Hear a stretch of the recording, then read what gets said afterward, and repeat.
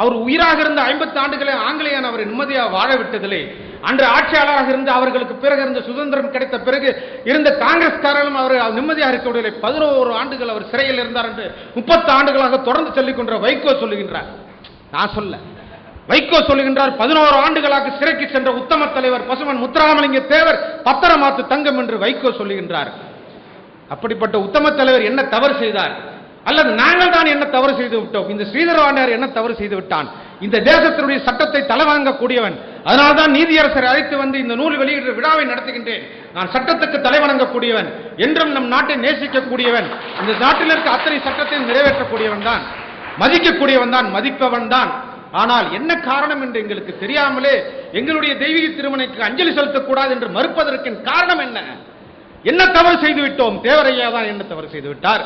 அல்ல நாங்கள் தான் என்ன தவறு செய்து விட்டோம்? எங்களுக்கு அங்கு செல்லக்கூடாது. ஏதாவது ஒரு வழக்கு ராமநாதபுரம் மாவட்டத்திலேயோ தமிழகத்திலேயோ ஒரு ஸ்ரீதர் வாண்டியார் மீதோ ஒரு செல்வராஜ் மீதோ ஒரு விபரநாராயணன் மீதோ நடராஜன் மீதோ ஏதாவது ஒரு வழக்கு உண்டு. யார் மீதாவது ஒரு வழக்கு உண்டா? யார் மீதும் வழக்கு இல்லை. நாங்கள் எந்த தவறும் இந்த நாட்டினுடைய தேசத்துடைய சட்டத்தை நாங்கள் விதிமீறிகளை எதுவுமே மீறியதில்லை. அப்படி இருக்கின்ற பொழுது ஏன், என்ன காரணம்? நாங்கள் ஏன் போகக்கூடாது? என்ன தேவர் என்ன தேச துரோகம் செய்து விட்டார் தேவர்? போய் அஞ்சலி செலுத்தக்கூடாது என்று சொல்வதை போல பசுமன் முத்துராமலிங்க தேவருக்கு அஞ்சலி செலுத்தக்கூடாது என்று எங்களுக்கு மறுக்கின்றீர்கள். ஏன் எங்களை போல அவர்கள் எல்லாம் ஆண்டாண்டு காலமாக அவருக்கு அஞ்சலி செலுத்தி வந்தோம். நீங்கள் எல்லாம் தலைவர்கள் எல்லாம் பெருந்திரளாக வருகை தந்து அஞ்சலி செலுத்தினீர்களே, என்ன ஆகிவிட்டது? என்ன நடந்து விட்டது? ஏன் அவர் ஒரு ஜாதி வட்டத்துக்குள் இப்பொழுது கொண்டு வருகிறீர்கள்? இதுக்கு முன்ன தெரியாதா? 50 ஆண்டுகளுக்கு முன் அரசியலிலே எல்லாரும் ஸ்ரீ ராமசாமி ஐயர், முத்தையா செட்டியார், இப்படிதான் ஒவ்வொரும் அவர்களுடைய பெயருக்கு பின்னரே அவர் சுப்பிரமணிய பிள்ளை, வாவுசி சுப்பிரமணிய பிள்ளை, இப்படி பெயரை வைத்துக் கொள்வது அன்றைய காலத்தினுடைய பழக்க வழக்கம். அது போல பசுமன் முத்துராமலிங்க தேவர், அவருக்கு பின்னே தேவர் என்று வைத்துக் கொண்டது அது அந்த காலத்தினுடைய பழக்க வழக்கத்தில். இப்போது கூட நான் ஸ்ரீதர் வாண்டையார் என்று வைத்துக் கொள்கின்றேன். இதெல்லாம் பழக்க வழக்கத்தின் குடும்பத்தினுடைய அடையாளத்திற்காக குடும்பத்தினுடைய பட்ட பெயரை நாங்கள் வைத்துக் கொள்வதில் பெருமை அடைந்து வைத்துக் கொள்கின்றோம். இதுக்கும் ஜாதிக்கு என்ன சம்பந்தம் இருக்கின்றது? என்னுடைய கேள்வி எல்லாம், தேவர் அவர் எந்த இயக்கத்தினுடைய தலைவராக இருந்தார்? ஃபார்வர்ட் பிளாக் என்ற ஒரு இயக்கத்திற்கு தலைவராக இருந்தார். யாருடைய தலைமை ஏற்றுக்கொண்டு? சுபாஷ் சந்திர போஸ் என்பவரை தலைமையை ஏற்றுக்கொண்டு இந்தியன் நேஷனல் ஆர்மி என்ற ஒரு ஆர்மி ஆரம்பித்து வெள்ளக்காரனை எதிர்த்து போராடுவதற்கு ஜப்பானில் இருந்து துணையுடன் போராடியவர். அவர் மட்டும் தாப்பாண்டியன் சொல்லுகின்றார், அவர் மட்டும் வெற்றி பெற்றிருந்தார் இந்தியாவோட வரலாறே மாறி இருக்கும். சுபாஷ் சந்திர போஸ் அங்கே ஜப்பான் தோல்வி அடைந்து விட்டது, சுபாஷ் சந்திர போஸ் மறைந்து விட்டார். அதனால் தேவருக்கு அந்த வெற்றி கிடைக்கவில்லை. அந்த வெற்றி மகாத்மா காந்தி அவர்களுக்கு அகிம்சைவாதியாக செயல்பட்ட மகாத்மா காந்திக்கு அந்த பெயரும் புகழும் நாட்டுக்கு தேசத்துக்கு விடுதலை வாங்கி கொடுத்த பெயர் புகழ் அவர்கள் சென்று விட்டது. ஆனால் வெள்ளைக்காரனை எதிர்த்து போராடிய துணிந்த இந்திய தேச ஆர்மியை துவங்கி அந்த சுபாஷ் சந்திர போஸுடன் போராடியவர்கள் அரசியல் ரீதியாக காங்கிரசுக்கு போட்டியாக காங்கிரசின் கருத்து வேறுபாடு ஏற்று அகிம்சை வழியால் அவர் சென்றார்கள். இவர்கள் துப்பாக்கி தூக்க வேண்டும் என்று போராடிய காரணத்தினால் இவர்கள் ஃபார்வர்ட் பிளாக் என்ற ஒரு இயக்கத்தை ஆரம்பித்தார் சுபாஷ் சந்திர போஸ். தேவர் ஆரம்பிக்கவில்லை. அதற்கு தமிழகத்தினுடைய தலைவராக அவர் நியமிக்கப்பட்டார். யார்? பசுமன் முத்துராமலிங்க தேவர். ஃபார்வர்ட் பிளாக் ஒன்று தேவர் கட்சி இல்லையா? அது வெஸ்ட் பெங்காலில் இப்ப கூட 7 சட்டமன்ற உறுப்பினர்கள் இன்றும் வெஸ்ட் பெங்காலில் இருக்கின்றார்கள். அங்கே பாராளுமன்ற உறுப்பினர் இருக்கின்றார்கள். அது ஒரு அகில இந்திய கட்சி. ஃபார்வர்ட் பிளாக் என்பது ஒரு அகில இந்திய கட்சி. அதற்கு தமிழகத்தினுடைய தலைவராக தெய்வீக திருமண பசுமன் தேவரையா இருந்துதான் டாக்டர் ராமதாஸ் சொல்வது போல 2 முறை அவர் சட்டமன்றத்துக்கு பாராளுமன்றத்துக்கு ஒரே நேரத்தில் போட்டியிட்டு வெற்றி பெற்றார் என்று டாக்டர் ராமதாஸ் அவருடைய வாழ்த்துறையில் சொல்லுகின்றார்.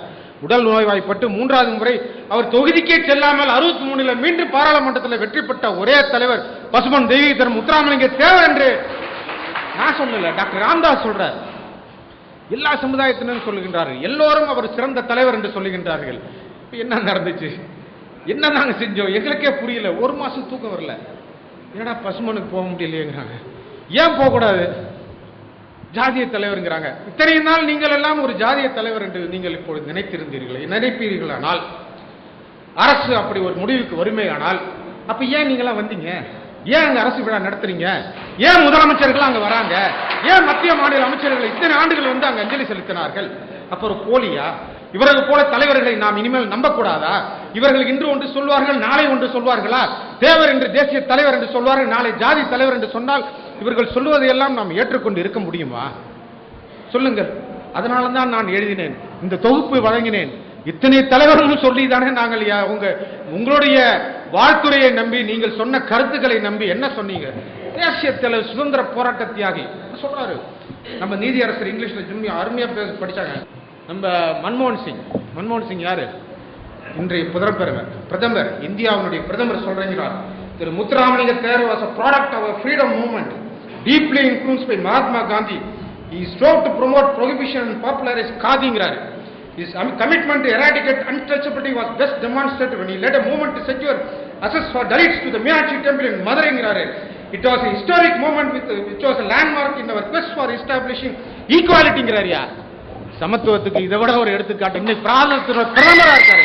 அவர் சொல்றாருயா, அவர் ஆதி திராவிடர்களை நசுக்கப்பட்ட சமுதாயத்தினர் ஆலய பிரவேசத்திற்கு ஆலயத்தில் நுழைய முடியாது என்று இருந்த காலத்திலே பசுமான் முத்துராமலிங்க தேவர் அழைத்துச் சென்றார் என்று யார் சொல்லுகின்றார்? தேசத்தினுடைய பிரதமர் சொல்லுகின்றார். மன்மோகன் சிங் இன்று கூட பிரதமராக இருக்கக்கூடிய சொல்லுகின்றார். அப்போது அவர் சொல்வது பொய்யா? அவர் சமத்துவத்திற்காக ஆதி திராவிட மக்களும் மற்ற சமுதாயத்தினரும் சமமாக வாழ வேண்டும் பாடுபட்டாரே தெய்வீ திருமன் பசுமான் முத்துராமலிங்க தேவர் என்று அவரை நூற்றாண்டு விழாவிலே மலரிலே வாழ்த்து சொல்லியிருக்கின்றார்களே, இது பொய்யா? எப்படி எங்களால் ஏற்றுக்கொண்டு அமைதியாக இருக்க முடியும்? அதனால்தான் இதை எழுதியிருக்கின்றேன். ஒவ்வொருவரும் இந்த புத்தகத்தில் இருக்கக்கூடிய ஒவ்வொரு தலைவர் 34 தலைவருடைய வாழ்த்துறையை எழுதியிருக்கின்றேன். வரி விடாமல் படித்து பாருங்கள். படித்து பார்த்தால் எத்தனை உயர்ந்த சிறந்த மனிதர் இந்த பசுமான் முத்துராமலிங்க தேவர் என்பது உங்களுக்கு தெரியும். தாப்பாண்டியன் சொல்றாரு. தாப்பாண்டியனுக்கு முன்னாடி ஈலா கணேசன் என்ன சொல்றாருன்னு பார்ப்போம் பாருங்க. அவர் சொல்றாரு, அவர் ஒரு தேசிய தலைவர். யாரு? ஈலா கணேசன் பாரதிய ஜனதா கட்சியினுடைய மாநில தலைவர், தமிழகத்தினுடைய தலைவராக இருந்த சொல்லுகின்றார். அவர் ஒரு தேசிய தலைவர். அவர் ஒரு ஜாதிய தலைவராக சுருக்க நினைப்பது அவருடைய நற்பெயருக்கு இழக்கு. சொல்ல ஈலா கணேசன் சொல்லுகின்றார். அவர் மேலும் சொல்றார் பாருங்க, ஜாதிக்கு அப்பாற்பட்ட அனைத்து ஜாதியினருக்கும் உதவி புரிந்தவர். ஹரிஜனங்களுக்கு ஆலய பிரவேசம் செய்த தேவரது துணை பெரும் பலமாக இருந்தது. நீதி கட்சியினருக்கு நாத்திகம் பேசியவர்களுக்கும் அவர் சிம்ம சொப்பனமாக திகழ்ந்தார். எனக்கு தெரிந்து ஒரு தலைவர் மறைந்த பிறகு அவர் நினைவு நாள் அன்று அவர் நினைவிடத்துக்கு இத்தனை லட்சம் மக்கள் பக்தியுடன் திரண்டு வருவது தேவருக்கு மட்டுமே நடைபெறுகிறது என்று யார் சொல்றாரு? வாழ்த்துறையில் ஈலா கணேசன் சொல்றாரு. தாப்பாண்டியன் என்ன சொல்றாரு? தாப்பாண்டியன் சொல்றாரு, அரசியல் பகைமை, அறியாமை, விவரம் தெரியாது வெளியிடப்படும் கருத்துகள் காரணமாக தேவரின் தியாக வாழ்க்கைக்கு களங்கம் ஏற்பட்டதுங்கிறாரு. அரசியல் பகைமை. சேதராமன் வாண்டியான் அடிச்சுக்கிறது இல்லையா? பசுமல்ல நாங்க அடிச்சுக்கிறது இல்ல, திமுக அண்ணா திமுக வந்து அடிச்சுக்குது, அண்ணா திமுக திமுக வந்து அடிச்சுக்குது. இதுதான் ஊரறிஞ்ச உண்மை. நாங்க அடிச்சுக்கிறது, எங்க பேர் அவங்க பயன்படுத்துவாங்க, அவங்க பேர் இவங்க பயன்படுத்துவாங்க. ஸ்ரீதர் வாண்டியார் யாரையும் அடித்ததில்லை, யாரும் தாக்கியதில்லை. பசுமனுக்கு தேவருக்கு அஞ்சலி செலுத்துவதில் இன்னொரு தேவர் மகனை ஸ்ரீதர் வாண்டியாரால் யாராலும் தாக்கப்பட்டதில்லை, தாக்கப்பட விடுவதும் இல்லை. அங்கு தாக்கப்பட்டவர்கள்லாம் அரசியல் சொன்ன மாதிரி அரசியல் பகைமை, அறியாம ஏதோ நடந்துச்சு, ஏதோ பேரவை நடத்துறோம், யாரோ இறந்துட்டாரு, இதுக்கு இவர் தான் காரணம் அப்படின்னு சொல்ற தவறான விவரம் தெரியாத வெளியிடப்படும் கருத்துகள் காரணமாக தேவரின் தியாக வாழ்க்கைக்கு களங்கம் ஏற்பட்டதுங்கிற யாரு? தாப்பாண்டியன் சொல்றார். கம்யூனிஸ்ட், இடது கம்யூனிஸ்டுடைய தமிழகத்தினுடைய தலைவர் சொல்றார். அவர் என்ன சொல்றாரு பாருங்க, அப்பழுக்கற்ற தேசிய தலைவர் அவர். யாரு? தேவர். மாசு மறுவற்ற ஆன்மீகவாதி அவர். ஆன்மீகத்தில் அவர் ஒரு விவேகானந்தர். அரசியல் நேதாஜி, நானிருந்த சிறந்த அரசியல் தலைவர், செந்தமிழ் செல்வர், சிங்க குரலோன், சிந்தை தெளிந்தவர், நெஞ்சில் வீரம் நிறைந்தவர், தனக்கென்று வாழாத பிறருக்கென வாழ்ந்த மாமனிதர். அவரது தியாக வாழ்க்கையை போற்றுவோம்ங்கிறாரியா தாப்பாண்டியன். என்னங்கய்யா, என்னென்னமா நீங்க பாட்டில் எனக்கு தெரியாது தமிழ்லாம் சொல்லிட்டு போயிருங்க. நானும் வந்து அவர் தேவர் வாழ்க நானும் 29 வருஷமா போயிட்டு 14 வருஷமா சாப்பாடு போட்டு வந்துட்டு இப்போ போவாத உன்னை பிடிச்சி ஜெயிலில் வச்சிருவேன்னா என்ன எனக்கே புரியல. என்ன நம்ம தப்பு பண்ணிட்டோம்? என்னடா திடீர்னு என்னடா நடந்துருச்சு? இந்த பின் லேடன் ஒருத்தர் இருந்தார், அவருக்கு அமெரிக்காவில் அவருக்கு தடை விதிச்சாங்க. அவருக்கு ஆதரவு கொடுத்தா அங்கே ஏதோ அமெரிக்காவுக்கு போகக்கூடாதுன்னு தடையெல்லாம் வச்சாங்க. அந்த மாதிரி ஏதோ நம்பால் பண்ணிட்டாரா? அவர் 50 வருஷம் வச்சு இறந்தார். அவர் 55 ஆண்டுகள் உயிராக இருந்தப்ப வெள்ளக்காரன் சும்மா விடலை, 11 வருஷம் சிறையில் வைத்தான். 50 வருஷம் முடிஞ்சு அவர் இறந்துட்டார். இறந்து 50 வருஷத்துக்கு பிறகு கூட இன்னும் அவர் நிம்மதியாக அவர் சமாதியில் இருக்க விட மாட்டேங்கிறாங்க. போங்கிறான், போகாதங்கிறான், போனா பிடிச்சி உள்ளார வைப்பாங்கிறான். என்னங்கடா இது? என்னப்பா பிரச்சனை? எனக்கு புரியல. உண்மையிலே எனக்கு என்ன செய்யறதுன்னு தெரியல. அதனால தான் சொன்னேன், சரி நீ வாகன வண்டிகளை போகக்கூடாதுங்கிறீங்க, ரைட். அரசியல் தலைவர்கள்லாம் போகக்கூடாது, ஜாதிய தலைவர்கள்லாம் போகக்கூடாதுங்கிறீங்க, ரைட்டு. முளைப்பாரி எடுக்கக்கூடாது, ரைட்டு. அப்புறம் நடப்பயணம் தொடர் ஜோதி போகக்கூடாதுங்க, ரைட்டு. அப்புறம் அங்கே யார் தான் போவா? போலீஸ்காரங்க தான் போவாங்க, வேற யார் தான் அங்கே போவா? யாரும் போகக்கூடாது. பொம்பளைங்க முளைப்பாரி எடுத்துட்டு போகக்கூடாது, பசங்க சின்ன வயசு பசங்க தொடர் ஜோதி போகக்கூடாது, நீங்களும் நானும் அஞ்சலி செலுத்தக்கூடாது. அப்புறம் யார் தான் அங்கே போவா? யாரும் போகக்கூடாது. மறைமுகமா தேவர் ஜெயந்தியை ரத்து செய்யணும். என்ன இதெல்லாம் ஒரு காரணம். ஒரு ஆல்வின் சுதான் என்ற காவல்துறை அதிகாரி தவறுதலாக படுகொலை செய்யப்பட்டு விட்டார். வருந்துகிறோம். அரசு அதிகாரிகளை கொலை செய்து தப்பு, மன்னிப்பு கேட்கிறோம். தப்பு, அதை செய்யக்கூடாது. செஞ்சுட்டான். ரெண்டு கோஷ்டி, ரெண்டு ரவுடிஸ் பசங்களுக்குள்ள சண்டையெல்லாம் எவனோ ஒரு ரவுடி தவறு பண்ணிட்டான். அதுக்கு எங்களுக்கு சம்பந்தமே இல்லை. 31ஆம் தேதி 10 பேர் மரணம் அடைகின்றார்கள். 9 பேர் தேவ சமுதாயத்தை சார்ந்தவர், ஒரு யாதவ சமுதாயத்தை சார்ந்தவர். 10 பேர் 31ஆம் தேதி இரவு பகலிலே அடித்து படுகொலை செய்யப்பட்டார்கள். பெட்ரோல் பாம்பு வீசி மீச கூட முளைக்காத சிறுவர்கள் எல்லாம் 5 நாட்கள் 7 நாட்கள் துடித்து நரக வேதனைப்பட்டு சித்திரவதையுடன் அந்த எரி காய்கையும் அப்படியே நான் போறேன். தலைவரை எரியுது, என்னப்பா எரியுது தலைவர், மறுநாள் செத்தான். உடம்புல கொதிக்குது தலைவருங்கிறான். ஊசி போடுங்க, எதா பெத்தடின் போடுங்க, எதா இந்த ஊசி போடுங்கிற, போதை ஊசி போட்டு தூக்கம் தெரியாமல் பண்ணுங்கிறான். அதெல்லாம் போட்டாச்சுங்கிறாங்க. போட்டோம் எரியுதுங்கிறான். உடம்பு வெந்து போகாத 90% உடல் வெந்து போயிடுச்சு. என்ன அவன் பண்ண ஒரே தவறு? இந்த தேவரை அஞ்சலி செலுத்த போனது தேவை, அவரை எந்த தப்பும் பண்ணல. பசுமன் முத்துராமலிங்க தேவருக்கு அஞ்சலி செலுத்த சென்றது ஒன்றுதான் அவன் செய்த ஒரே தவறு. 10 பேர் கொலை செய்யப்பட்டார்கள். ஆல்வின் சுதான் வழக்கிலே குற்றம் சாட்டப்பட்டவர்கள் 3 பேர் என்கவுண்டரில் மறைந்து விட்டார்கள். 13 பேர் உயிர் பலி எடுக்கப்பட்டு விட்டது. 11 பேர் இறந்து விட்டார்கள். இந்த 11 பேர் மறைவுக்கு பிறகும் கூட இந்த தேவர் ஜெயந்தியை ரத்து செய்தால்தான் அவர்களுடைய மனசு ஆற்றுமா, அவர்களுக்கு நிம்மதி கிடைக்கும் என்றால் நான் இந்த நியாயத்தை யாரிடம் எடுத்து சொல்வது? ஆண்டுதோறும் தினந்தோறும் நாம் பத்திரிகையில் படிக்கின்றோம். நம்முடைய கடலோர பகுதியில் இருக்க மீனவர்களை அங்கே இலங்கை இராணுவத்தினர் சுட்டு தள்ளுகின்றார் என்று சொல்லுகின்றார்கள்.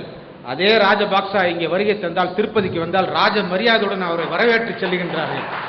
ஒரு புறம் நம்முடைய தமிழர்களை சுட்டு தள்ளி கொண்டிருக்கின்றார். நாள் ஒரு வண்ணம், பொழுது ஒரு வண்ணம் நம்முடைய மீனவர்கள் சுட்டு தள்ளப்படுகின்றார்கள். அதற்கு யார் என்ன செய்தார்கள்? அதற்கு காரணமான ராஜபாக்சேக்கு இங்கே ராஜ மரியாதை. திருப்பதியில் நீங்கள் நானும் சென்றாலும் கியூல நிற்க வேண்டும். ஆனால் ராஜபாக்சே நேரடியாக சென்று அந்த வெங்கடேச பெருமானை தரிசிக்கக்கூடிய வாய்ப்பு அவனுக்கு கிடைத்திருக்கின்றது. நாள்தோறும் அங்கே சைனா பார்டர்களையும் பாகிஸ்தான் பார்டர்களையும் எத்தனை ராணுவ அதிகாரிகள், நம்முடைய ராணுவ அதிகாரிகள் விலை மதிக்க முடியாத உயிர்கள் எல்லாம் பலி வாங்கப்படுகின்றன. அதற்கு யார் என்ன செய்தார்கள்? யாரும் ஒன்றும் செய்யலை. ஒரு அதிகாரி இறந்து விட்டார், நாங்கள் தவறு கேட்கின்றோம். வேண்டுமென்றால் நானே வந்து மன்னிப்பு கேட்கின்றேன் அவருடைய குடும்பத்தினருக்கு. நாங்கள் எங்கள் அறியாமல் நடந்த ஒரு தவறு, எங்களுக்கு அதுவும் நடந்த நிகழ்ச்சி வேண்டால் 27 மாமன்னர் மருதுபாண்டியர்களுக்கு அஞ்சலி செலுத்தக்கூடிய தினமாக இருந்திருக்கலாம். ஆனால் காளையர் கோயிலில் நடைபெறவில்லை. ஏதோ ஒரு கிராமத்திலே, குக்கிராமத்திலே நடைபெற்ற ஒரு நிகழ்ச்சி. 2 ரவுடிஸ்குள்ள ஒரு வருஷமாக தொடர் கொலை அவர்களுக்குள் நடந்து கொண்டிருக்கின்ற பரிமால கொலை பரிமாற்றங்களிலே இடையிலே சென்று பாதுகாப்பு கொடுக்கின்ற அதிகாரி நிராபராதியாக எந்த ஆயுதம் இல்லாமல் சென்றவரை கொலை செய்து விட்டார்கள். தவறுதான். அதற்கு நீங்கள் எடுத்த நடவடிக்கையை நாங்கள் தடுக்கவில்லை, எதுவும் கேட்கவில்லை. ஆனால் தேவர் ஜெயந்தியை அதற்காக ரத்து செய்ய வேண்டும் என்று நீங்கள் கங்கணம் கட்டிக்கொண்டு செயல்படுவதுதான் எங்களால் ஏற்றுக்கொள்ள முடியவில்லை. ஆகவே நான் அரசை விமர்சனம் செய்வதற்காக இந்த நிகழ்ச்சியை தொடர வரவில்லை. நான் நீதியரசரிடம் கூட சொன்னேன், சார் மன்னித்து விடுங்கள், இந்த நிகழ்ச்சி அரசை விமர்சனம் பண்ணுவதற்காகவோ நீதிமன்றத்தை விமர்சனம் செய்வதற்காக நாங்கள் இந்த விழாவை கூடவில்லை. உண்மையிலே நீங்கள் எல்லாம் சொன்னது போல இந்த உத்தம தலைவர் தெய்வீ திருமன் பசுமன் தேவரையா இந்த நாட்டின் சுதந்திரத்துக்காக அர்ப்பணித்த தலைவர் என்பதை நீங்கள் எல்லாம் சொல்லிதான் நாங்கள் எல்லாம் அங்கே சென்று அஞ்சலி செலுத்தி வருகின்றோம். ஆண்டாண்டு காலமாக திடீரென்று எக்காரணமும் சொல்லாமல் அவர் ஒரு ஜாதி தலைவர் என்று சொல்லி அங்கே அவருக்கு அஞ்சலி செலுத்த எங்களை விட மறுப்பது நியாயமா என்று கேட்க வேண்டும். அதற்கு ஒரு புத்தகத்தை வெளியிட வேண்டும். எல்லா தலைவர்களும் எழுதிய நல்ல வாழ்த்துரைகளையும் அங்கே சென்று அஞ்சலி செலுத்துவதெல்லாம் நல்ல இதயத்தோடு நல்ல மனதுடன், யாரையும் புண்படுத்த வேண்டும் என்று இந்த பத்திரிகை நூலிலே ஒரு தொகுப்பிலே ஒரு சொல்லு கூட தவறு